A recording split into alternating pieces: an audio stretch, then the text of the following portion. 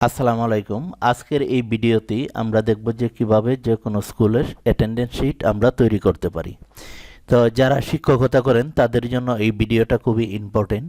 শুধু শিক্ষকতা না, আপনি যদি আপনার কোনো প্রতিষ্ঠানও যদি থাকে তাহলে আপনি এই ফরম্যাটটা ব্যবহার করে আপনি আপনার প্রতিষ্ঠানের ফরম্যাট তৈরি করতে পারেন। এছাড়াও যদি আপনি কোথাও জব করেন তাহলে কিন্তু এই ফরম্যাটটা আপনি তৈরি করতে পারেন। তো এখানে দেখতে পাচ্ছেন আমি এখানে যে ফরম্যাটটা দিয়েছি সেটা হচ্ছে একটা স্কুলের স্টুডেন্টের অ্যাটেন্ডেন্স শিট। তো এখানে আমরা স্কুলের নাম দেই নেই। তো এখানে আপনারা আপনাদের স্কুলের নাম দিবেন। এই জায়গায় এখানে স্কুলের নামটা বসিয়ে দিবেন। আমি ইনস্টিটিউশন নেম লিখেছি। তারপরে এখানে দেখুন, এখানে আমি বেশ কয়েকটা আমি যদি একটু আপনাদেরকে দেখাই। এই যে দেখুন, টিচার, কোর্স টিচার, নিচে ডিপার্টমেন্ট, তারপরে নেম অফ ক্লাস। যেই সাবজেক্টের আপনি ক্লাস নেবেন এটা এখানে লেখা থাকবে। এরকমভাবে একটা সম্পূর্ণ ফরম্যাট আপনি কিভাবে তৈরি করতে পারেন এটা আমি আজকে সম্পূর্ণ ভিডিওতে আমি দেখাবো। তো ভিউয়ার্স, ফরম্যাটটা তৈরি করার জন্য প্রথমেই আমি এখান থেকে আমি এই যে দেখুন শিট, এখানে আমি ফরম্যাটটা আমি তৈরি করব। তো প্রথমেই আমি এরকমভাবে আমি একটা রো নিব, নেওয়ার পর এটা আমি এরকমভাবে দিয়ে দেব। তো দেওয়ার পর এখানে আমি যে কাজটা করব, আমি টাইপ করলে হয়তো আপনাদের অনেকটা বিরক্ত বোধ হইতে পারে। তো এখান থেকে আমি কপি করে নিয়ে যাব, কপি করে নিয়ে আমি এখানে এই যে এখানে আমি পেস্ট করে দেব। এই যে দেখুন, তারপর আমি এখানে সিরিয়াল নাম্বার দেব। আমার যতজন স্কুলের স্টুডেন্ট রয়েছে আমি ঠিক এতজনের আমি এখানে সিরিয়ালটা আমি তৈরি করব এরকমভাবে। তো আমি এখানে 13 জনের আমি দিয়েছি। জাস্ট এটা আমি দেখানোর জন্য আপনাদেরকে আমি 13 জনের দিয়েছি। তারপর এখানে রোল নাম্বারটা আপনারা লিখবেন। ধরুন আমি এখানে একটা রোল লিখে দিলাম। এই যে এটা ধরুন ক্লাসের রোল বা আইডি। তো এরকমভাবে আমি টেনে আমি 13 জনের করে দিচ্ছি। তারপর এখানে আমি সিরিয়াল দিয়ে দিব অবশ্যই। এই যে দেখুন এখন সিরিয়াল। তারপর এখানে নেম। তো নেমের জায়গায় আমি এখান থেকে কয়েকটা নেম আমি নিয়ে আসবো, এনে আমি এখানে দিয়ে দিব। এই যে দেখুন এখানে আমি নেমটা নিয়ে আসছি। আচ্ছা, এখন হিসাবটা হচ্ছে যে আমি 30 দিনের এক মাসে আমি যেহেতু অ্যাটেন্ডেন্স শিটটা আমি তৈরি করব।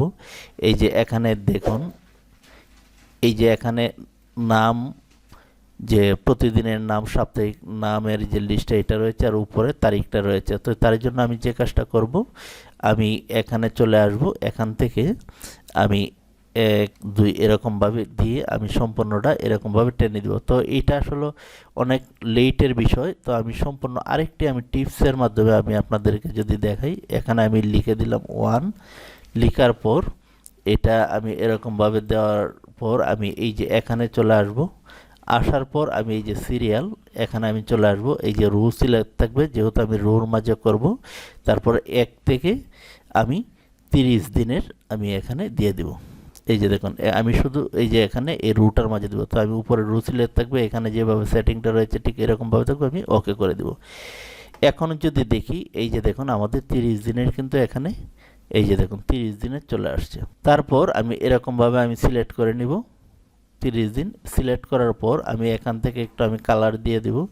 কালার দেওয়ার পর আমি এই যে এখানে চলে আসবো, ফরম্যাটিংয়ে চলে আসবো। আমরা এই যে এখানে ফরম্যাটিংয়ে চলে আসবো, ফরম্যাটে চলে আসবো। আসার পর আমরা যে কাজটা করব, এই যে কলামের ভিতর আমরা যেহেতু কাজটা করব, তো এই যে কলাম উইথ হাইট এখানে আমরা ক্লিক করব। ক্লিক করার পরে এই যে এখানে দেখুন সুন্দরভাবে কিন্তু একটা ফরম্যাট তৈরি হচ্ছে। তারপর এখান থেকে আমি এরকমভাবে দিয়ে দিব।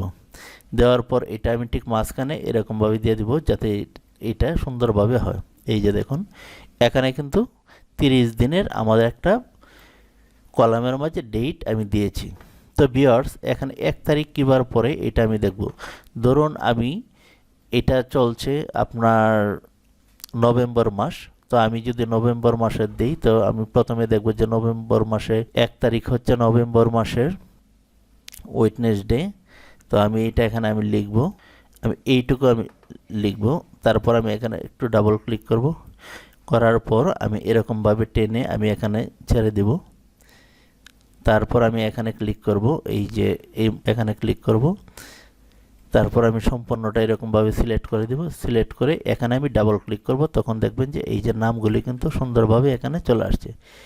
তারপর আমি এটা আমি সিলেক্ট করে দেব এরকমভাবে। এখানে সিলেক্ট করার পর এখানে আমি বর্ডার দিয়ে দেব।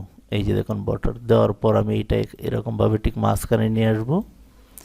ঠিক মাঝখানে চলে আসছে। তো এখানে যে কালারটা আমি একটু ভিন্ন কালার দিয়ে দিব।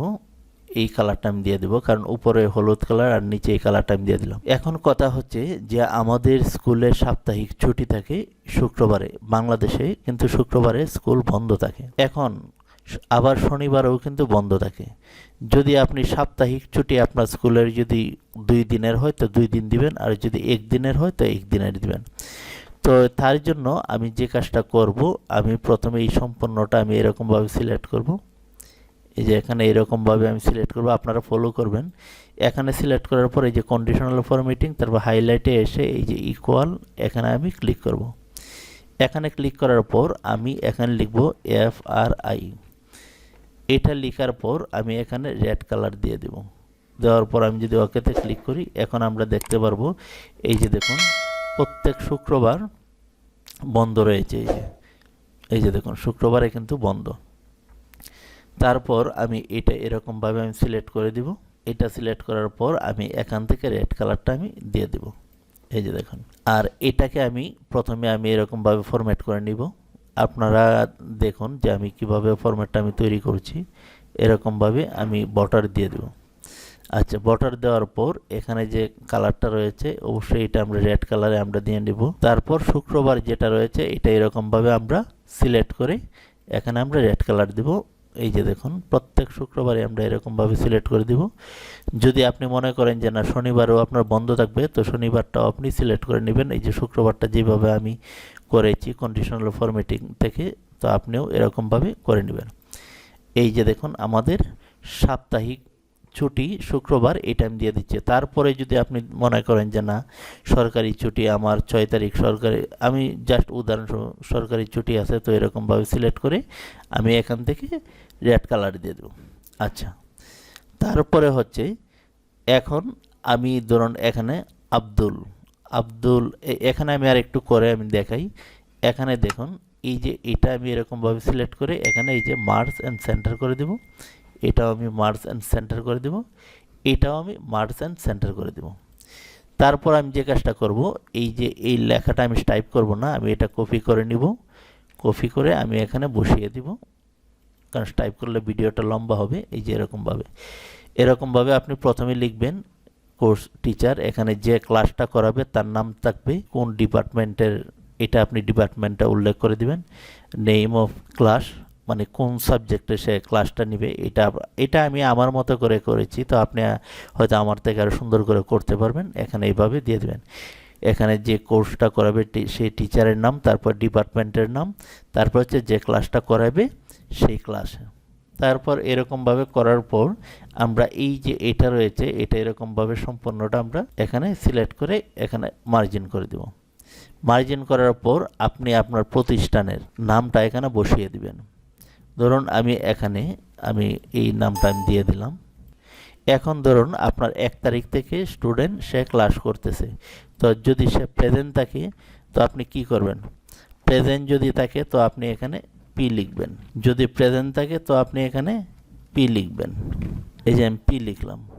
যদি অ্যাবসেন্ট থাকে তো আপনি এখানে অ্যাবসেন্ট দিবেন। এই যে এখন দেখুন ফারুক সে অ্যাবসেন্ট। তো এখানে আরেকটি কাজ করবেন আপনি, এই যে এই সম্পূর্ণটা, এই যে এটা সম্পূর্ণটা এরকমভাবে আপনি সিলেক্ট করে নেবেন। এটা আপনি একটু ফরম্যাটটা এরকমভাবে নিয়ে আপনি এই যে এখান থেকে আপনি এটাতে আপনি সিলেক্ট করে দেবেন, তখন এই লেখাটা মাঝখানে যাবে। তারপর আলমগীর প্রেজেন্ট থাকলে পি লিখবেন, অ্যাবসেন্ট থাকলে এ লিখবেন।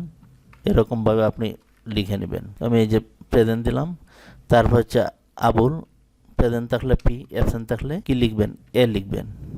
তারপরে দেখুন আলী, যদি প্রেজেন্ট থাকে তো পি লিখবেন, অ্যাবসেন্ট থাকলে এ লিখবেন। তো এরকমভাবে সম্পূর্ণটা আপনি করে নেবেন। তো আমি এরকমভাবে ফরম্যাটটা আমি জাস্ট করে আপনাদেরকে দেখানোর জন্য আমি এটা একটা আপনাদেরকে দেখাচ্ছি, তারপরে আপনারা বুঝতে পারবেন। এটা আমি এরকমভাবে টেনে দিলাম। দেওয়ার পর আমি এই যে এখানেও আমি এটা দিয়ে দিব, যে এইভাবে আমি দিয়ে দিলাম। আমি সম্পূর্ণটা আমি ফিল আপ করে দিচ্ছি যাতে আপনাদের বুঝতে সুবিধা হয়। এই যে দেখুন এরকমভাবে আমি দিয়ে দিলাম। এখন আমার এখানে ধরুন আমি প্রতিদিন যে স্টুডেন্টটা আসবে সেই স্টুডেন্ট অথবা যে আপনার প্রতিষ্ঠানে আসবে তাকে প্রেজেন্ট থাকলে পি লিখবেন, অ্যাবসেন্ট থাকলে এ লিখবেন। তো আমি এখানে আবার আরেকটু কাজ করব, সেটি হচ্ছে এখানে আমি আরেকটি ইনসার্ট করব, এটা আমি একটু বড় করে নিব। তো এখানে লিখব অ্যাবসেন্ট আর এখানে লিখব প্রেজেন্ট। তারপর আমি এটা এইভাবে সিলেক্ট করে বর্ডার দিয়ে দেব। এখন আমি যে কাজটা করব, আমার এক মাসে কতজন স্টুডেন্ট প্রেজেন্ট রয়েছে সেটা আমি বাহির করব। তো এখানে আমি একটা ফর্মুলা ব্যবহার করব, সমান সমান দিব, এখানে লিখব। তো এখন আব্দুল সে এই এক মাসের মাঝে কতদিন প্রেজেন্ট রয়েছে এটা কিভাবে বাহির করব, আর কতদিন অ্যাবসেন্ট রয়েছে তার জন্য আমি প্রথমে এখানে আমি প্রেজেন্টটা বাহির করব। এই যে দেখুন, এখানে ক্লিক করে সমান সমান লিখব, লিখার পর কাউন্ট ইফ লিখে ফার্স্ট ব্র্যাকেট দিব, তারপর 1 তারিখ থেকে আমি 30 তারিখ পর্যন্ত এরকমভাবে সিলেক্ট করে দিব।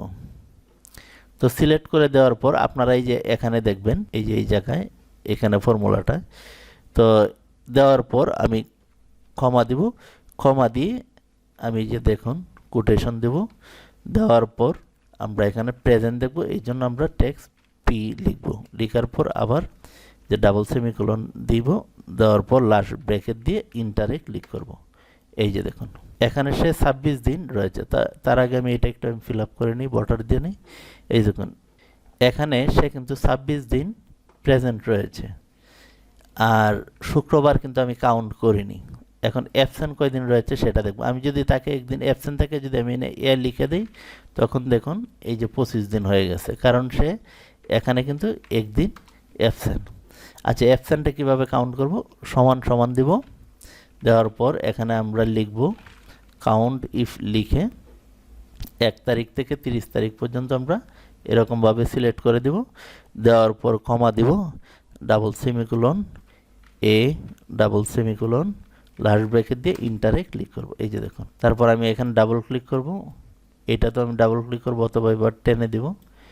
এই যে দেখুন এখন প্রত্যেকটা স্টুডেন্টই সে কতদিন অ্যাবসেন্ট রয়েছে এটা এখানে শো করছে, আর কতদিন প্রেজেন্ট রয়েছে এটাও কিন্তু এখানে শো করছে।